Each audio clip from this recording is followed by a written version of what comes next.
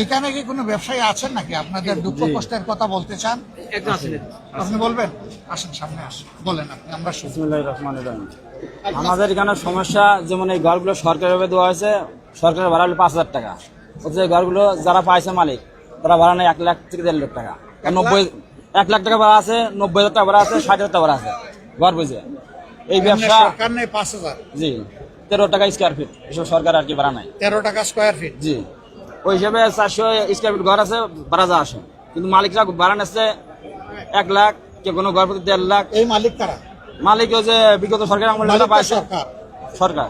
তাইলে আবার মালিক কারা? মাছ না, এই ঘরগুলো বরাদ্দ হয়েছে বিভিন্ন জনের নামে, বিভিন্ন জনের নামে। বিগত সরকার আমলে যারা ব্যবসা করে তারা ঘর পায় নাই, বিভিন্ন রাজনীতির নেতারা পাইছে ঘর। কিন্তু আমরা যারা সাধারণ ব্যবসা করে না করে না করি, আমরা সাধারণ মানুষ। কিন্তু এখন তো ওই সরকার নাই, তাইলে এখন তো আর ফ্রি হয়ে যাওয়ার ওইটাই বহাল আছে।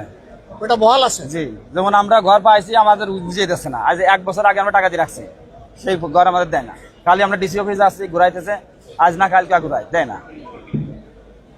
আর কি সমস্যা? একটা হলো যে আপনাদের 5,000 টাকায় যেটা পাওয়ার কথা, সেটা আপনাদেরকে অ্যালটমেন্ট না দিয়ে রাজনৈতিক নেতাদেরকে দিয়ে রেখেছে, এবং এখানে 60,000 থেকে শুরু করে 1 লক্ষ পর্যন্ত আপনাদেরকে গুনতে হয় প্রতি মাসে, এই তো?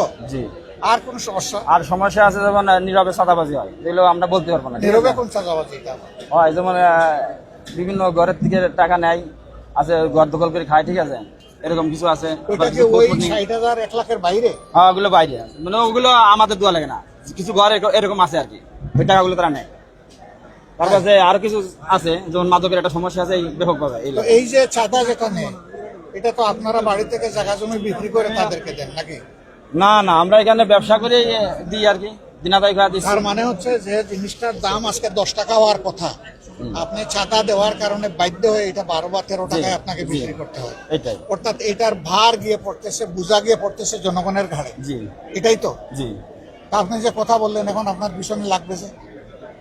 লাগতে তো পারেই, লাগতে পারে। জি। সাহস আছে? বাড়ি কোথায়? ইনশাআল্লাহ রাজবাড়ি জেলা।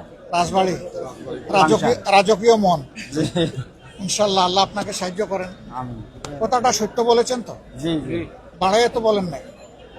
সত্য কথা বলার জন্য আল্লাহ আপনার সাহস এবং শক্তি আরো বাড়াই দিন। আর আপনার কোনো সমস্যা হলে আমরা আপনার পাশে থাকবো, কারণ আমরা আসার কারণে এখানে আপনি কথা বলেছি, আমরা থাকবো আপনার সাথে। এখন জায়গায় জায়গায় কি করতে হবে? নীরবে চাঁদা দিয়েই যাবেন, সহ্য করবেন, নাকি আরো কিছু করা লাগবে? না, আমরা চাচ্ছি যে বন্ধ বন্ধ।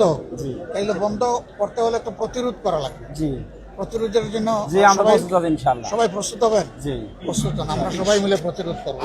আপনি তো এই একটা বাজার আসলে পরিদর্শন করলেন, এবং আপনি যে বিষয়টা বললেন প্রমাণটা এখানে পেয়ে গেলাম।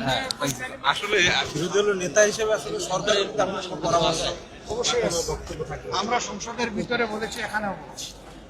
আমার শেষ বক্তব্যটা আশা করি সাংবাদিক হিসাবে আপনারা ফলো করেছেন। আমি জনগণের দুঃখ কষ্টটাই তুলে এনেছি, সেই সাথে আমি যে নির্বাচনী এলাকা থেকে নির্বাচিত হয়েছি তাদের দুঃখ কষ্টের কথা বলেছি। সামগ্রিকভাবে আমার বেশিরভাগ কথা ছিল জাতীয় জীবনের সাথে সম্পর্ক। এ কথাগুলো আমরা তুলে এনেছি, এগুলা নিয়ে আমরা সংগ্রাম করব, এগুলা নিয়ে মাঠে নামবো, এগুলা নিয়ে আওয়াজ তুলবো, এগুলা নিয়ে জনগণকে সংগঠিত করব, এবং একটা সময়ের ব্যবধানে ইনশাল্লাহ এই যন্ত্রণা থেকে আমরা জনগণকে মুক্ত করবো ইনশাআল্লাহ।